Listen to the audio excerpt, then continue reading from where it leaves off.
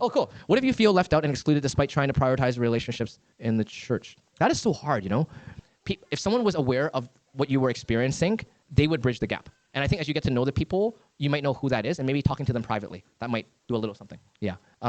In a worst case scenario, I would recommend as a like a plan C or a D that if it happened consistently and you really are not connecting, I would A, recommend trying to forgive in your heart.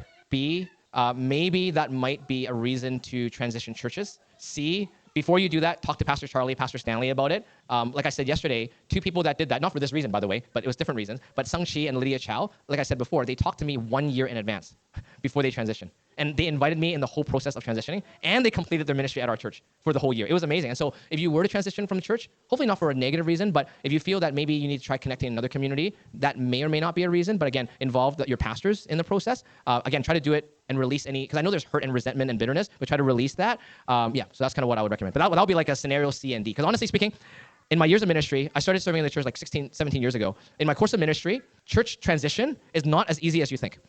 More often than not, I've encountered Christians that thought that, not only for this reason, but for various reasons, they left the church that they were a part of, they transitioned to another church, then another church, then another church. And I would ask them, and these aren't necessarily people in my ministry, just Christians I know in the area. I just ask them, how is it going? And they're like, so we're still not connecting. And I'm like, and I'm thinking, hasn't it been 10 years? They're still not connecting. So it is actually not as easy as you think. That's why I would say it's a plan C or a D, because more often than not, if the Lord has brought you in this church, it's better to try before going to plan C and D, which is transitioning, because it's actually much harder than you think.